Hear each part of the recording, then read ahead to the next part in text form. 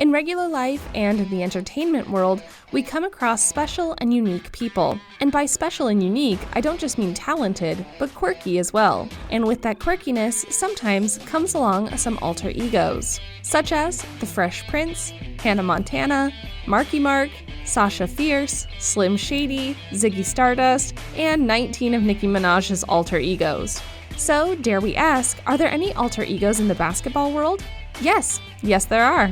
Some include Hoodie Mello, China Clay, Smiling Kawhi, very rare in the wild, Mouthpiece Steph, Darth Janice, Wheelchair Pierce, Beer-Drenched Artest, Headbutt John Starks, and who can forget Shirtless J.R. Smith.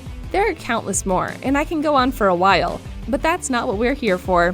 We are here for Kobe Bryant, his affinity for his alter ego, and his Mamba moments. Kobe successfully rebranded himself with this alter ego, and it has stuck on like crazy glue. Kobe was once quoted as saying, "I had to organize things, so I created the Black Mamba." So Kobe has to deal with these issues, all the personal challenges. The Black Mamba steps on the court and does what he does. I'm destroying everybody that steps on the court. Talk about confidence and determination. I'm not sure any player in history had more than Kobe. What are your thoughts? Do you agree? Or do you think another current or former player exuded more confidence and determination as the Black Mamba? Let us know in the comments below. But before we jump in, please remember that if you've enjoyed the video thus far and can't wait to see more about Kobe's Mamba moments, then please remember to hit the like and subscribe buttons and make sure to tell your friends and family about the journey we are about to embark on. Now let's dive in a bit deeper. Let's take a little trip down memory lane and rewind for a moment. Kobe Bryant was on top of the world in 2003 as he led the Los Angeles Lakers to championship win after win. But that all came crashing down after the star was charged with sexual assault in a Colorado hotel. Bryant proclaimed himself innocent and the charges were later dropped. The star and his accuser reached a civil settlement. However, Bryant's reputation was badly tainted and tarred as he was viewed as a villain and a morally empty person. That's around the time that he named himself Black Mamba as an alter ego to cope with all the negative backlash. In fact, it was an alter ego inspired by the movie Kill Bill. Stirred by the code name for a deadly assassin in Quentin Tarantino's 2003 movie Kill Bill, Bryant adopted the nickname to separate his life on the court and his life off the court. The name, Kobe Bryant, just evokes such a negative emotion, Bryant said.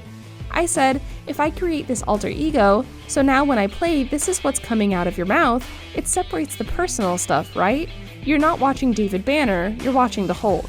In a 2015 interview with Ahmad Rashad, Bryant said of the animal that inspired the name, "When I step on the court, I become that. I am that killer snake. I'm stone cold, man." Kobe took this transition quite literally. He wore it like a badge of honor. In fact, he took it so far that his teammates and opponents on the court were taking notice of it. Talk about getting into a superhero character. So, around the same time Kobe fully took on his alter ego, the Black Mamba, teammates noticed the unique way he called for the ball with a tss sound, made by clenching his teeth together and pushing air out. If you didn't know any better, you'd think there was a snake hissing. Close your eyes, and it might as well have been a snake hissing. I hope he didn't do that with J.R. Smith around, because J.R. is really scared of snakes. If you want to find out more about that and other players' fears, check out one of our other videos, NBA Players' Worst Fears. A half a dozen years ago, radio and ESPN host Dan Le Batard asked Jamal Crawford about the first time he encountered Lakers legend Kobe Bryant on a basketball court and ended up with a pretty amazing Kobe take. Dan Le Batard said, "Can you give me a time when you were on the court, on a professional basketball court, and you looked to your right or your left and said, 'I can't believe I'm up here with this guy'?" Jamal Crawford responded, "I did it with two people. I did it with Vince Carter on my rookie year. I couldn't believe I was playing with him. I was checking him. And then Kobe, of course. When I first played with Kobe, I was hearing, they call him the Black Mamba, and then he was doing that little snake sounds when he wanted the ball. It was crazy. It was crazy. It was crazy."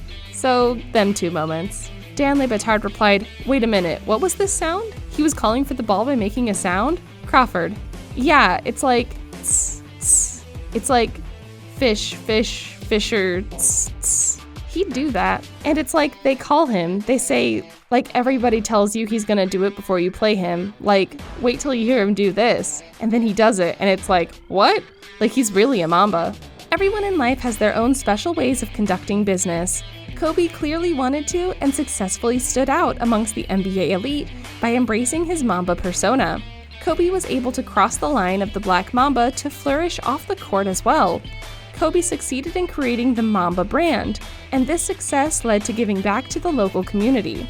Later, Nike partnered with Kobe and the Los Angeles Boys and Girls Club to launch a youth basketball league called the Mamba League to give hundreds of kids free access to the sport. Bryant later created the Mamba Sports Academy to provide broader athletic and lifestyle training to competitors at all levels in a number of sports. In fact, tragically, Kobe was on his way to a Mamba Sports Academy game when Bryant, his daughter Gigi, and 7 other people died in a helicopter crash. With that being said, I will leave you all with this quote from Kobe.